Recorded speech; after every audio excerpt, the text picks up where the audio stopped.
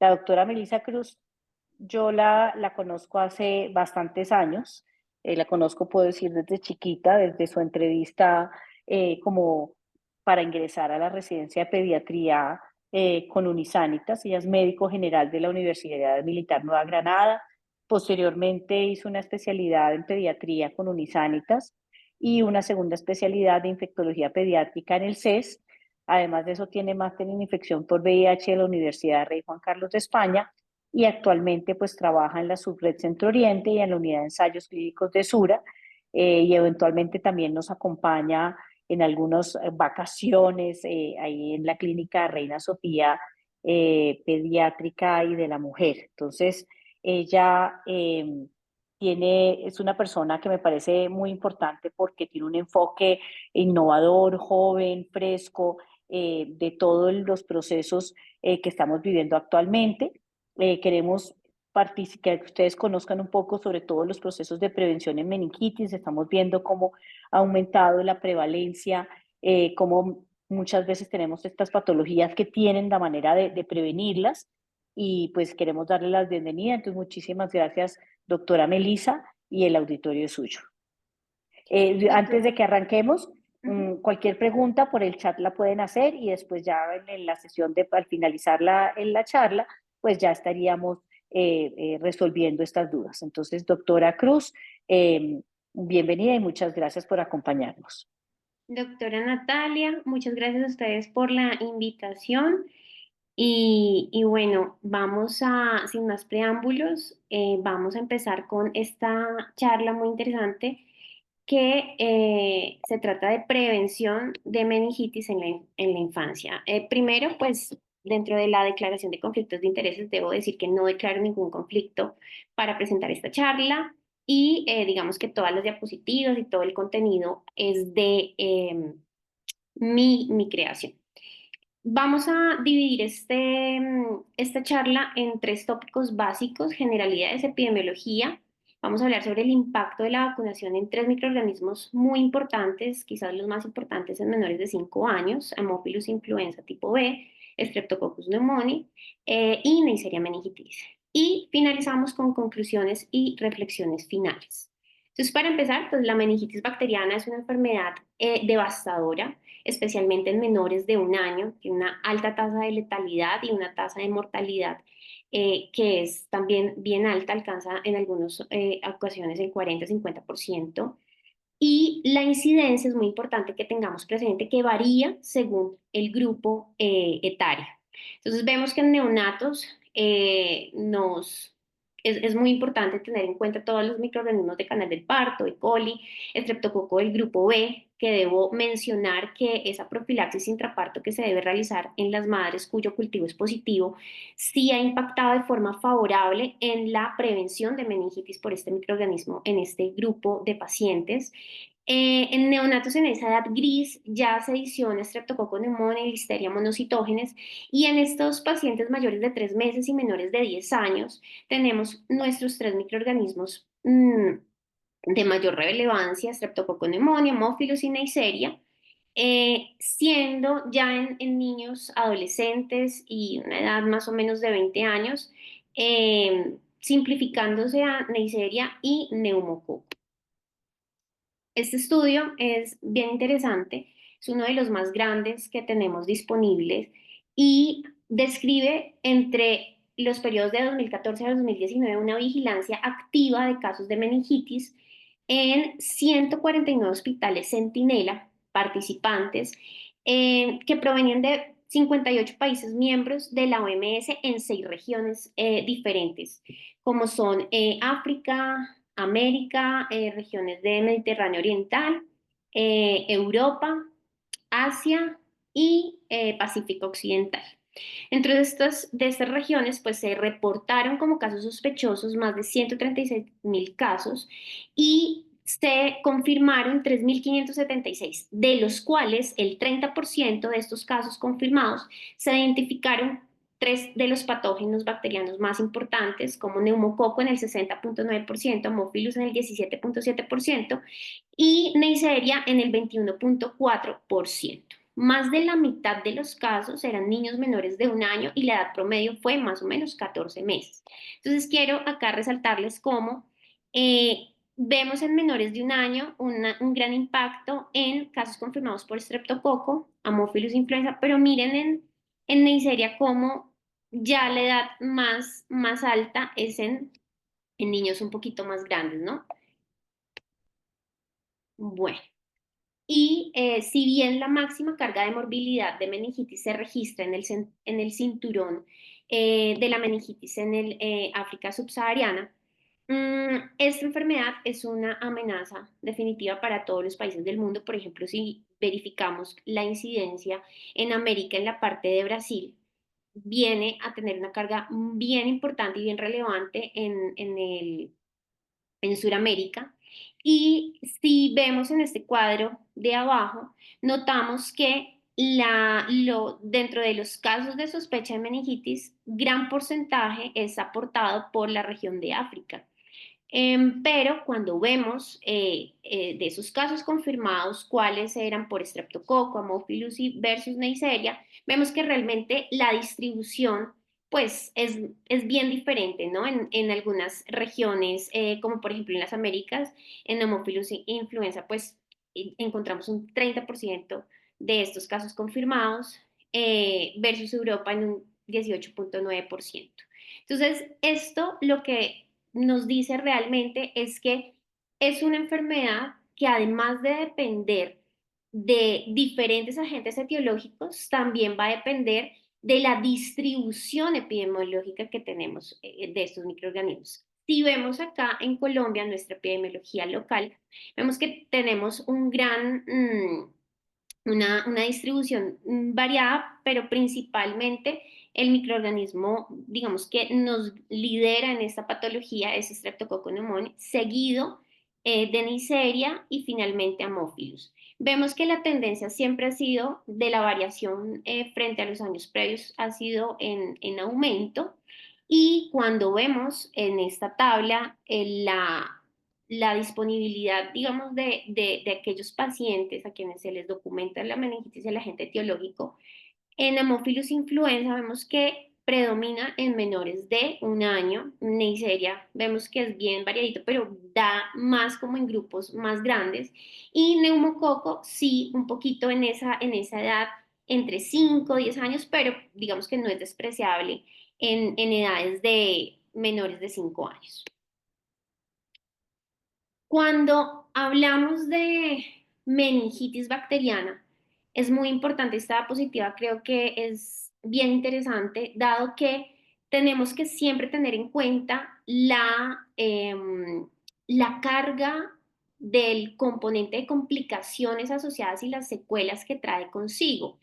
Y este cuadro es bien interesante de analizar porque nos muestra como esas diferencias dentro de las complicaciones y las secuelas asociadas en meningitis por neumococo versus meningitis por meningococo en pacientes de países de ingresos bajos o medios versus países de ingresos altos. En todos se dan las complicaciones, quizás en unos un poco más el porcentaje respecto a los otros, pero en general vemos que pacientes con meningitis por estreptococo pneumoniae tienen mayor riesgo de complicaciones en un 75% en complicaciones en general versus en Neisseria de un 25% y Haemophilus influenza un 20%. La pérdida auditiva es, digamos, una complicación muy frecuente, aproximadamente el 30% en neumococo, y Neisseria aproximadamente un 23%, Haemophilus un 20%. En África subsahariana, el 26% de los pacientes tienen epilepsia y esto, pues, digamos, atribuido a una infección del sistema nervioso central. Vemos que el grupo etario que es más afectado en estas complicaciones son pacientes menores de 1 año, sin ser despreciable tampoco los otros grupos de edad. Em, Cuando hablamos de complicaciones, secuelas, pues también hay que hablar un poco de mortalidad. Y en este estudio en donde se confirmaron 3.576 casos de meningitis bacteriana, 277 pacientes murieron y 130 fueron dados de alta del hospital con alguna de las secuelas. Entre estos 277 pacientes que murieron, se documentó una meningitis confirmada por el 68% de estos pacientes, neumococo, 8.7% amófilos influenza y 23% Neisseria meningitis. Que si vemos estas cifras, realmente son alarmantes. Y todo esto que acabo de mencionar hizo que en 2017 existiera un llamado de más de 50 representantes del gobierno, organizaciones sanitarias, organismos de salud pública, círculos académicos, en donde dijeron, bueno, tenemos que tener una visión dirigida a derrotar la meningitis. En el 2018 se hace un análisis de la situación actual y se organiza, digamos, esas ideas se les da más forma, y en el 2019 se desarrolla la hoja de ruta relativa a la meningitis, en donde los objetivos, el primero es eliminar las epidemias de meningitis bacteriana, el segundo es reducir el número de casos de meningitis bacteriana prevenible mediante vacunación en un 50% y las defunciones en un 70%, reducir la discapacidad y mejorar la calidad de vida después de una meningitis debida a cualquier causa. Y dentro de estos objetivos, pues se crean unos pilares que se van a estar todos, digamos que muy entrelazados, pero subrayo en rojo esta prevención y control de epidemias. Y esta prevención y control de epidemias se realiza a través de la vacunación y el impacto que genera la vacunación con respecto a estas enfermedades inmunoprevenibles o a estos microorganismos que son inmunoprevenibles. Y vamos a empezar con Haemophilus influenza. Haemophilus influenza, si hablamos en una era pre-vacunación, vemos que es la principal causa de meningitis en menores de 5 años. Uno de cada 200 niños menores de 5 años desarrollaba enfermedad invasiva. De esa enfermedad invasiva, 42% de todos los casos eran meningitis bacteriana, y 2/3 de todos los casos de meningitis, perdón, de enfermedad invasiva por Haemophilus influenza era en menores de 18 meses. Entonces, digamos que son cifras bien importantes, bien alarmantes. La incidencia de enfermedad invasiva era entre 6 meses y 18 meses y la letalidad era de un 28%. Y algo también muy importante es el reservorio. El reservorio en esta enfermedad es vía aérea superior de niños pequeños, portadores asintomáticos, y a la medida que uno impacta en la vacunación en ellos, pues también va a disminuir un poco esa, mm, ese principal, digamos, reservorio o estado portador.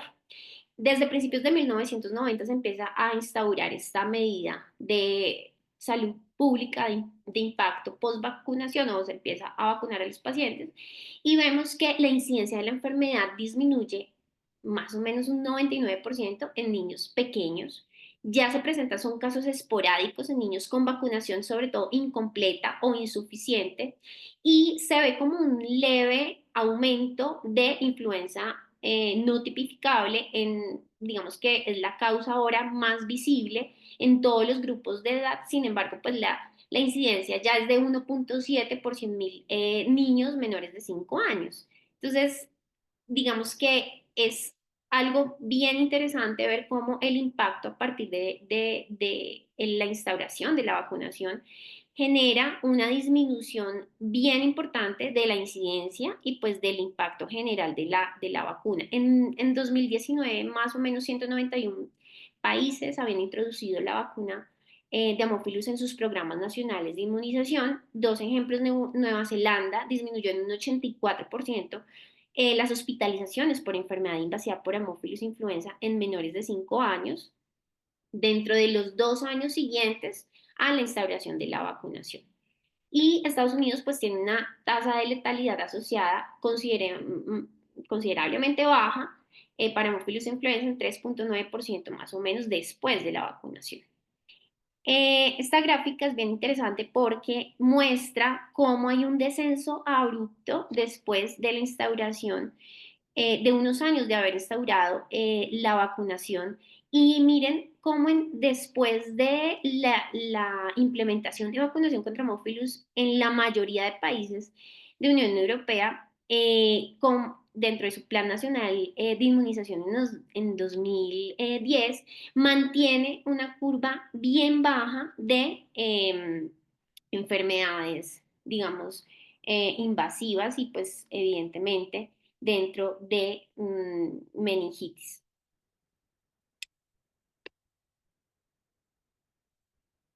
En el informe regional de Cireva vemos cómo, este es del 2018, vemos cómo en menores de 12 meses tenemos una tasa de meningitis o el reporte de casos de meningitis, la mayoría, digamos, no tipificables, pero todavía vemos de tipo B, de tipo A, pero sí es importante ver cómo este número, digamos, es más grande en menores de 12 meses versus en las otras edades. Cuando hablamos acá en Colombia, en este cuadrito, vemos que no tipificable tenemos 4 casos versus serotipo B vemos 4 casos, pero miren que se concentran en Antioquia, entonces digamos que es allí donde uno empieza como a mirar qué está pasando, en qué sectores y por qué, digamos, ese aumento de esos casos justo en esa región.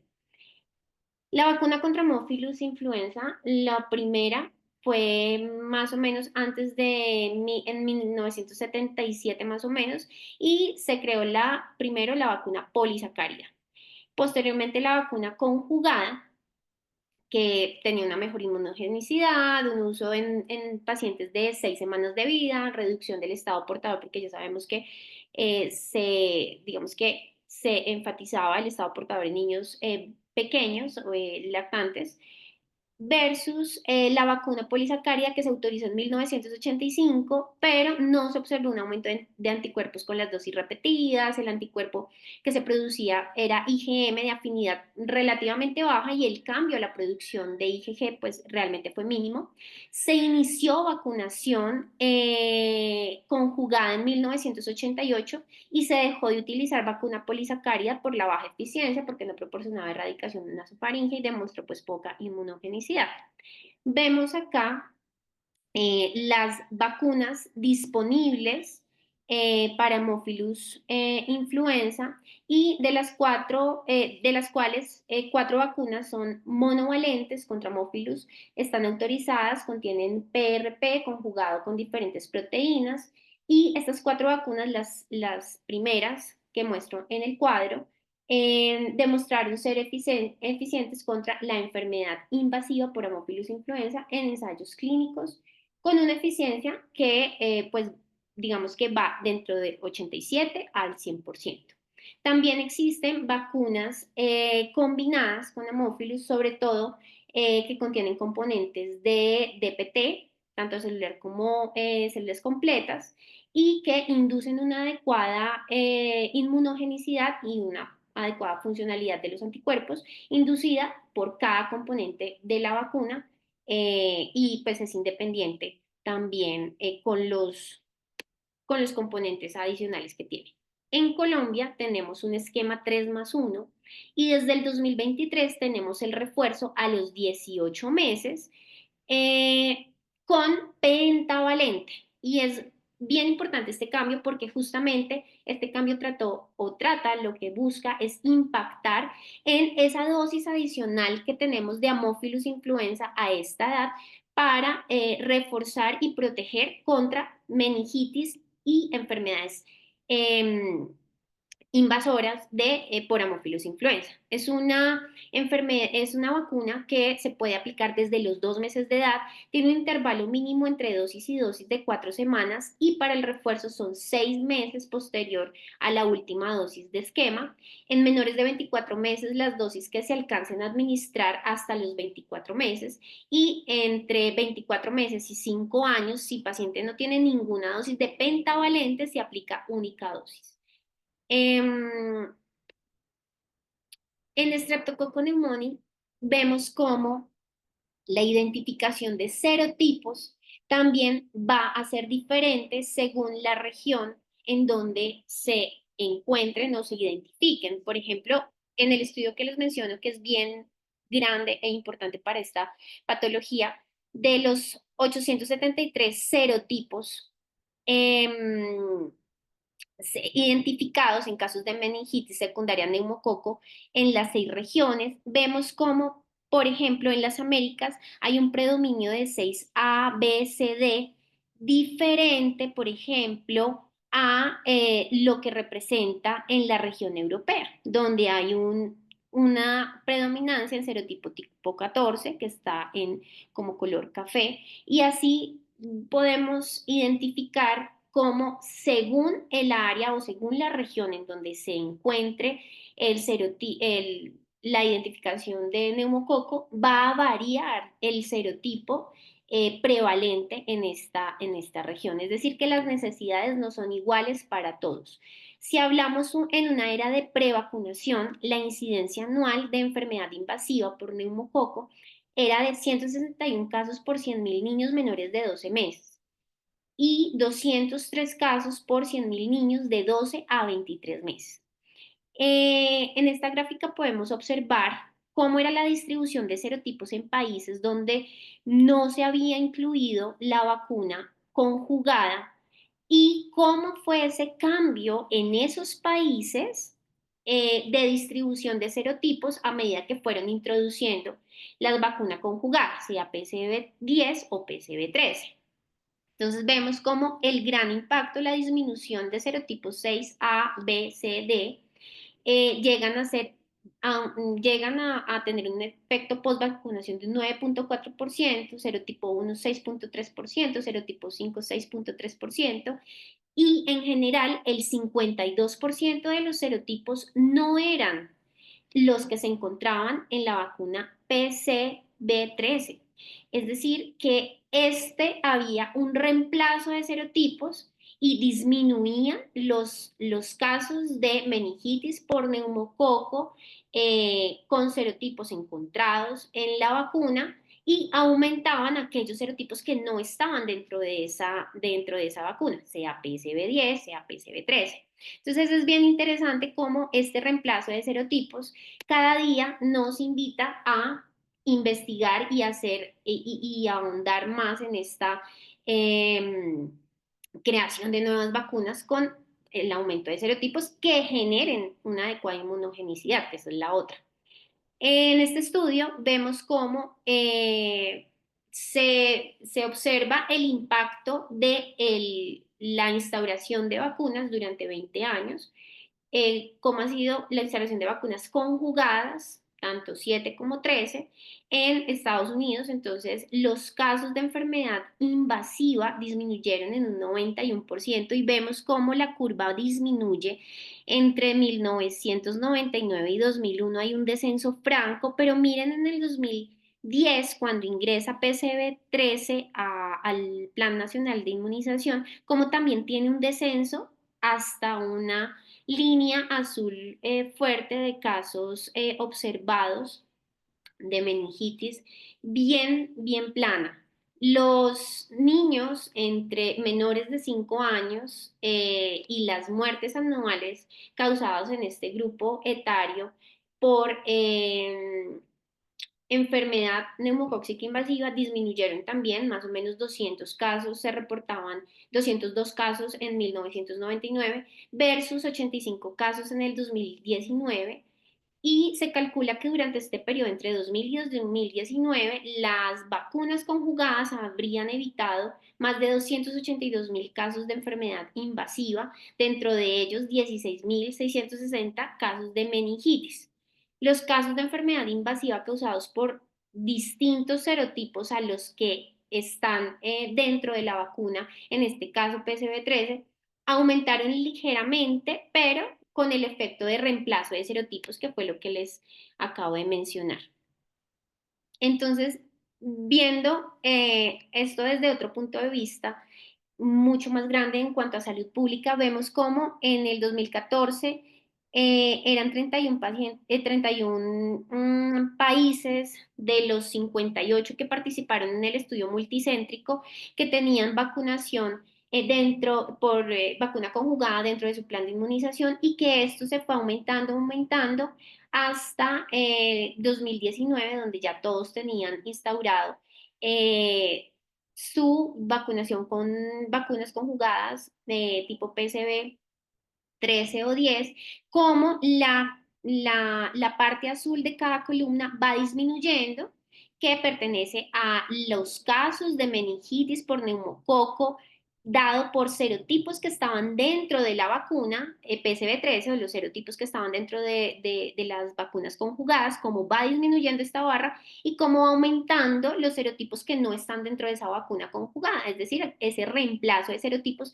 va acompañado y es directamente proporcional al aumento de los países que integran su vacuna conjugada en su plan de inmunización. Cuando hablamos a nivel de OMS, los serotipos más frecuentes, vemos que en esta gráfica está Colombia, datos de Colombia, Argentina, Bolivia, Ecuador, Nicaragua, Paraguay, y vemos que 19A es bien importante para estos países hermanos. 22% también tenemos 18F, 9% tenemos 23B, 22F, en otro 9%, y cuando nos trasladamos a nuestra epidemiología local, vemos como en 19A es nuestro agente, nuestro serotipo más predominante en aquellos pacientes con meningitis por estreptococo neumonía, seguido de 6C y 23A. Y esto porque es importante, porque yo debo tener presente qué vacunas son aquellas eh, que tenemos actualmente nosotros en Colombia, cuáles son mis serotipos más predominantes y qué tanto impacto estoy teniendo con ellos, y eso pues obviamente lo voy a ver con mis pacientes, ¿cierto? Entonces vemos que primero en neumococo en 1983 se autoriza la vacuna polisacárida, pero en niños mayores de 2 años y en adultos. En el 2000 ingresa como tal PCV7 y Estados Unidos, recalco que fue el primer país que instauró dentro de su Programa Nacional de Inmunización vacuna conjugada y PCV7. En el tiempo fueron creciendo, digamos que estos serotipos. En el 2010 ellos integran PCV13 y con una relevancia de serotipos 3, 6A, 19A diferente o adicionales a la PCV10. Y actualmente tenemos dos nuevas vacunas, PCV15, PCV20, en donde PCV15 adiciona, además de los serotipos que tenemos en PCV13, 22F y 33F. En PCV20 adicionamos, además de los que tenemos en 15, 8, 10A, 11A, 12F y 15B. Esto es súper importante porque vemos cuáles son aquellos serotipos que están circulando en mi país, en mi comunidad y digamos qué tanto voy a tener cubrimiento de esos con las vacunas que tengo. En el 2006, en Colombia, la vacuna de neumococo se aplicaba en niños de alto riesgo menores de 2 años. 2009, niños en algunas regiones del país, y 2011 se aplicaba a todos los niños o se aplica a todos los niños del país con un esquema 2+1 y se administraba vacuna conjugada PCV10. Esto cambió en 2022, donde ya no se administra PCV10, sino avanzamos a PCV13, lo cual es un logro infinito, sobre todo de personas muy importantes como el doctor Camacho, que es abanderado de neumococo, y de muchos otros profes y colegas de infectólogos pediatras que lograron, digamos que esta gran hazaña. Y lo digo porque si recordamos los serotipos que circulan en Colombia, pues también vamos a darnos cuenta que PCV13 es una muy buena vacuna que nos va a aportar cubrimiento con los serotipos que nosotros tenemos.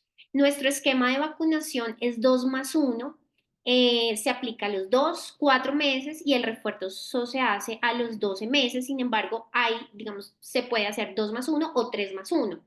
3+1 sería 2, 4, 6 meses y refuerzo entre los 12 y los 15 meses de edad. Y la edad mínima para la dosis número 1 es de 6 semanas de vida. PCV15 es una vacuna conjugada aprobada para niños mayores de 6 semanas. Mantiene la protección contra enfermedad invasiva causada por serotipos encontrados en PCV13, como serotipo 3, 19A, 19F, y mejora la inmunogenicidad de serotipo 3. Induce una inmunogenicidad robusta para los dos serotipos adicionales, 22F y 33F. Se puede administrar en esquema 2+1 y no hay diferencia en esquema 3+1. La intercambiabilidad con PCV13 se puede hacer y también se puede administrar de forma segura con otras vacunas de rutina, pues implementadas en el Plan Nacional de Inmunización. La cobertura adicional esperada será pues altamente beneficiosa en las regiones donde estos serotipos pues sean mucho más importantes o relevantes. Digamos que el desarrollo de las nuevas vacunas conjugadas ha sido fundamental porque la idea siempre ha sido ampliar cobertura contra los serotipos emergentes, pero siempre está, digamos que el miedo de disminuir inmunogenicidad con lo que ya hemos ganado. Entonces siempre está el reto de continuar con una inmunogenicidad robusta para todos los serotipos y adicionarle los nuevos circulantes por este recambio de serotipos que les he mencionado. En Neisseria meningitis es bien interesante porque la tasa de letalidad global de la enfermedad es más o menos del 15%. Y estas incidencias empezaron a disminuir durante el 2019, ya ocurrieron más o menos 375 casos que daban una incidencia de 0.11 por 100.000 habitantes. Y un ejemplo muy bonito de el impacto post vacunación es el que ocurrió en el cinturón de meningitis, cuando en 2010 se inicia una medida de salud pública de fomentar la vacunación para serogrupo tipo A en ese cinturón de meningitis. Entonces, hubo una reducción del 99% de las meningitis por serogrupo A en esa región. Sin embargo, sí aumentaron por otros serogrupos como W, X y C. Pero vemos como un descenso específico con la vacunación específica para ese serogrupo, que estaba causando muchos, digamos que, problemas en cuanto a salud pública y brotes en esta área. En Europa, Australia y Sudamérica, la incidencia de enfermedad invasiva osciló entre 0.3 y 2 casos por 100.000 habitantes en los últimos años, y las tasas de enfermedad meningocócica disminuyeron a nivel mundial en un 70% en promedio en el 2020. ¿Y qué pasó en el 2020? Estábamos en pandemia. ¿Y qué pasó en pandemia? Pues evidentemente el uso de tapabocas, el distanciamiento social, toda la parte que hacía prevención del contacto, la transferencia de por gotas, pues evidentemente impactó no solamente en meningitis, sino en muchas otras enfermedades de esta transmisión, pero puntualmente sí un descenso en enfermedad meningocócica. Eh, este estudio es un estudio que se realizó con 90 países, en donde se describe la distribución, 77 países, 90 informes de 77 países, en donde se observa la distribución de los serogrupos según eh, la región o país. Y esto es muy importante porque vemos cómo cada país tiene una necesidad diferente. Por ejemplo, vemos que en Chile y Argentina hay un predominio de serogrupo B, más en Argentina, diferente a lo que vemos en Brasil o diferente lo que vemos en Rusia. Miren que en Rusia vemos que todavía hay casos de meningo por serogrupo A versus en la parte de África, en donde no existe, digamos que seguramente sí existen, pero muy esporádicos y no hay una evidencia robusta de persistencia de meningitis por este serogrupo. Los porcentajes de enfermedad por serogrupo B se mantuvieron estables, incluso aumentaron en algunos países, como lo podemos ver, y los programas de vacunación específicos contra cierto tipo de serogrupos, o por ejemplo en este caso de meningo serogrupo B, pueden influir en la epidemiología de cada serogrupo y cambiar esta epidemiología o esta distribución. En la región del cinturón de la meningitis en África ocurren epidemias importantes cada 5 y 12 años y como les mencionaba, C, W y X, digamos que es lo que más vemos. Cuando vemos esto en América, miren qué bonito se ve esta diversidad de casos porque como vemos, por ejemplo, en Brasil vemos predominio de serotipo C versus en Chile que tenemos más W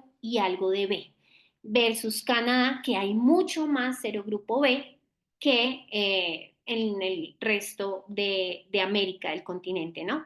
Cuando nos vamos a datos nacionales, vemos que nuestro predominio es serogrupo Y, seguido por B, C, W. Los menores de 60 meses, aproximadamente 2/3 de los casos son causados por serogrupo B.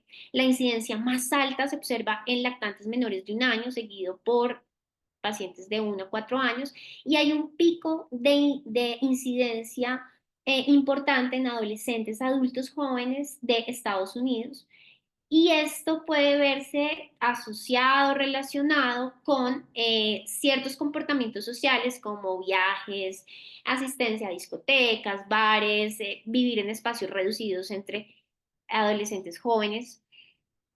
En esta diapositiva simplemente les quiero mostrar la diversidad de vacunas que existen dirigidas para un solo serogrupo, cuadrivalentes, combinadas incluso, y esto evidentemente va a depender de la necesidad de cada país. Entonces en esta diapositiva también me parece muy bonito porque compara cómo, por ejemplo, la necesidad que hay en Reino Unido es muy diferente a la que hay en Chile.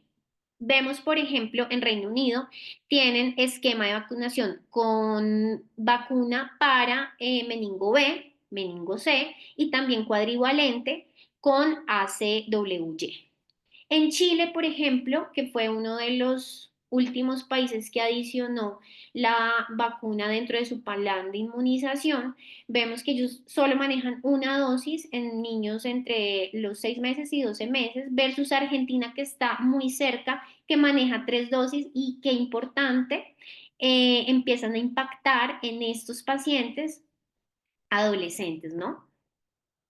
En este estudio del 2023 se evidencia cómo hay una reducción de la incidencia en los países que han instaurado la vacuna cuadrivalente, en este caso ACWY, en diferentes países. Por ejemplo, en Chile muestra una tasa de reducción del 92%, Australia 90%, Inglaterra 65%.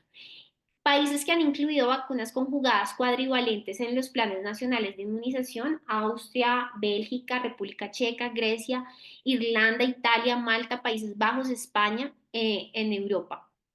Y es en ellos los donde digamos que se ve este tipo de estudios y este impacto en estas cuadrivalentes. En este otro estudio, que es del 2021, se ve o se especifica los avances que se manifiestan en la enfermedad meningocócica por serogrupo B y el impacto que ha tenido esta vacunación en 5 países puntuales. Entonces vemos como en Australia, 2 años después, el seguimiento de haber instaurado la vacunación específica contra meningo serogrupo B, disminuye una reducción de casos en un 71%, versus Reino Unido, el primer año disminuye un 50% y aumenta esa reducción al 75% 3 años posteriores a la instauración de esta medida de salud pública. Y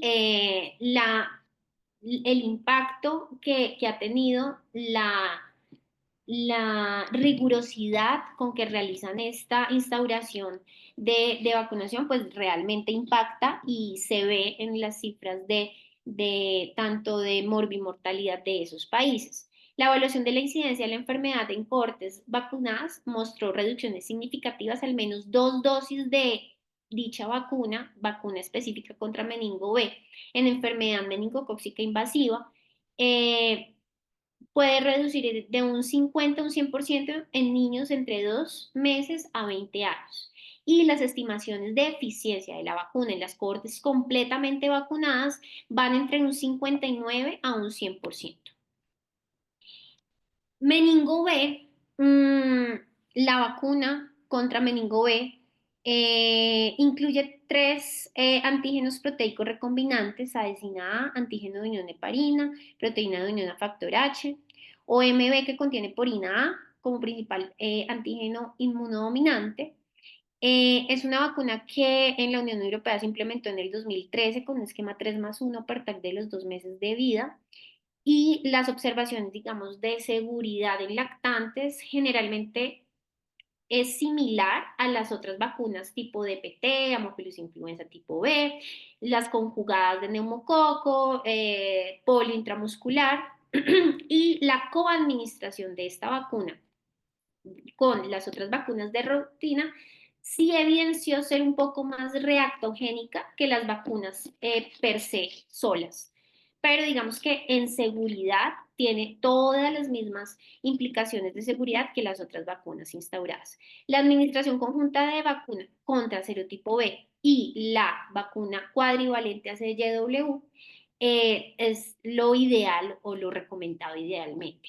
Y termino con esta artículo del New England, en donde es un estudio de casos y controles para evaluar la eficiencia de esta vacuna en prevención de enfermedad meningocócica invasiva en menores de 60 meses entre el 5 de octubre de 2015 y 6 de octubre del 2019 en España.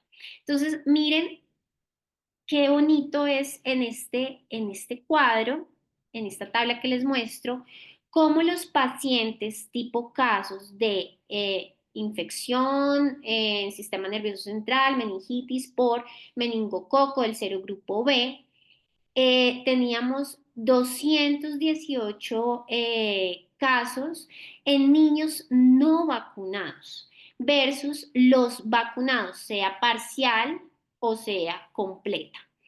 Entonces, la vacunación completa resultó en una efectividad del 71% contra la enfermedad para serogrupo B, y tener al menos una dosis de meningo B mostró un efecto preventivo moderado en un 54%. Esto definitivamente creo que gráficamente y por números demuestra el impacto que tiene un niño vacunado versus un no vacunado. Dentro de las conclusiones y reflexiones finales, los principales agentes etiológicos que causan meningitis son bacterianas, son inmunoprevenibles.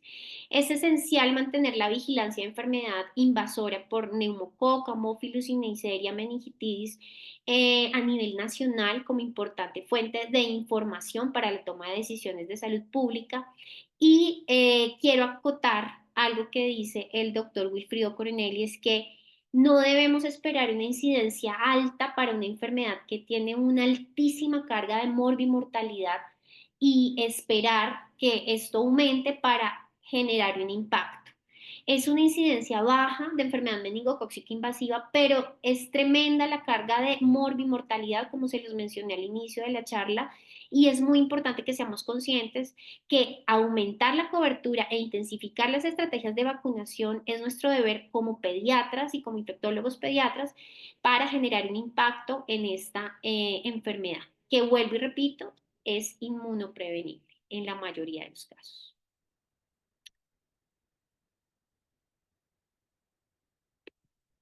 Bueno, eso era todo lo que tenía el día de hoy para contarles. Muchas gracias, Melissa. Súper chévere, muy interesante.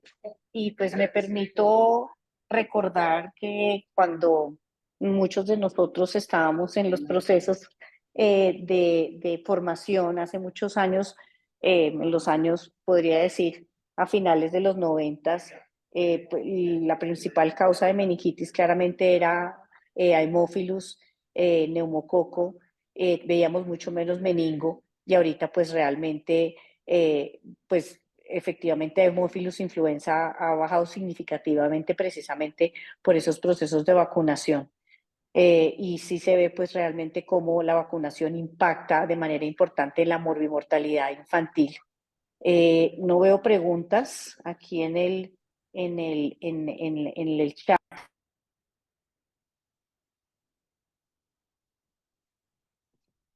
Bueno, pues eso es algo bueno o algo malo.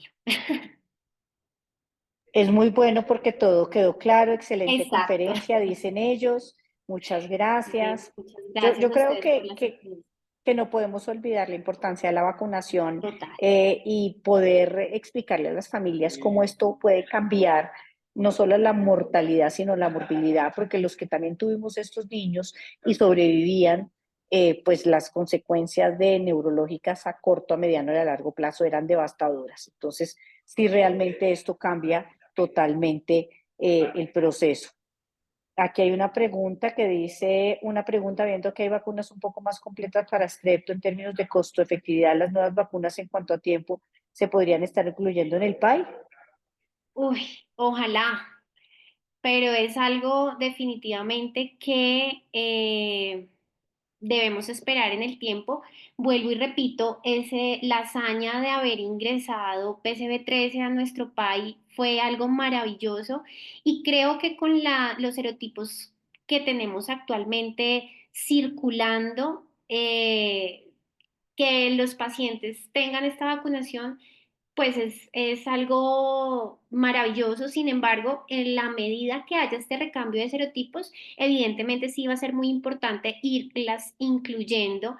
Evidentemente va a tener un tema más de como de salud pública, de impacto económico en gobierno, pero definitivamente con el pasar de los tiempos, seguramente esa va a ser nuestra lucha más adelante. Ahorita digamos que recientemente fue este cambio que lo estábamos pidiendo desde hace mucho tiempo, pero bueno, ahí vamos y con seguridad creo que es algo que se puede más adelante.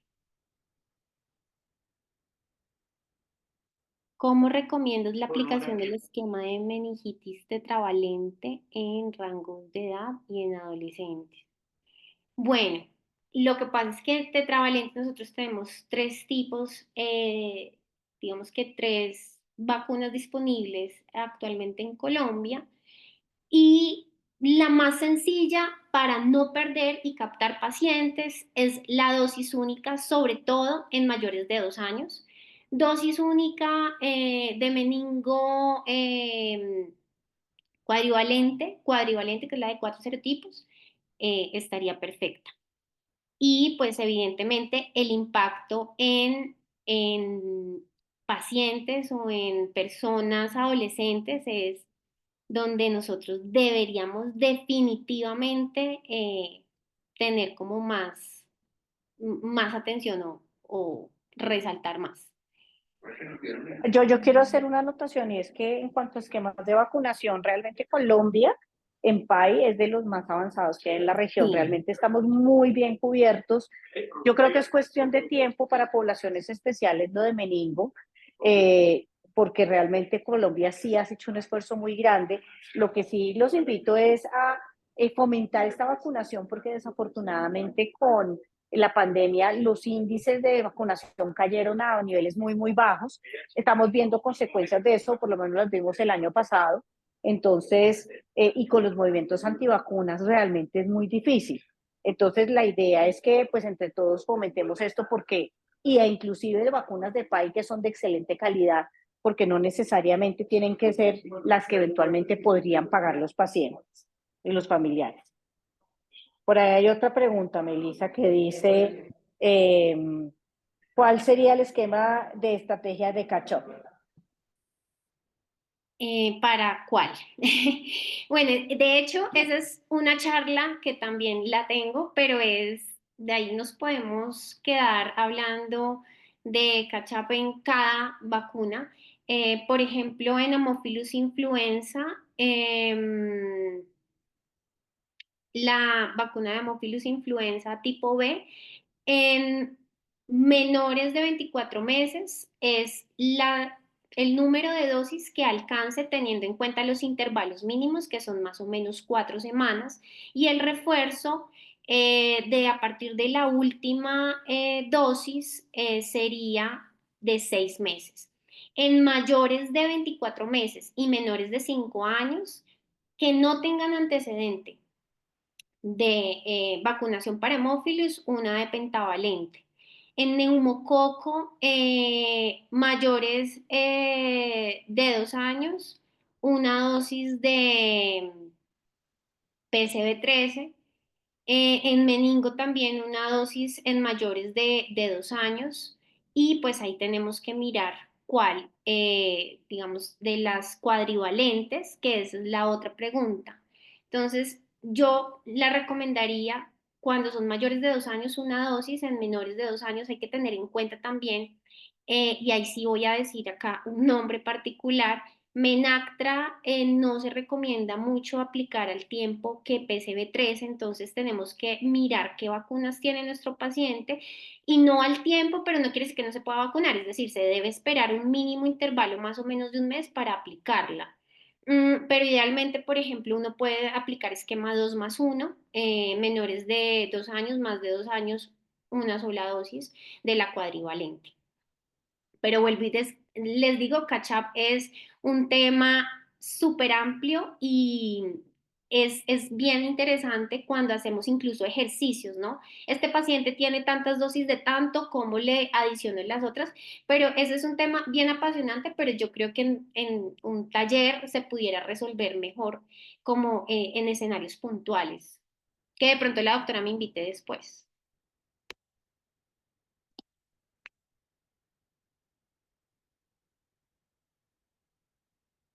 Bueno, yo creo que ya no hay más preguntas, doctora.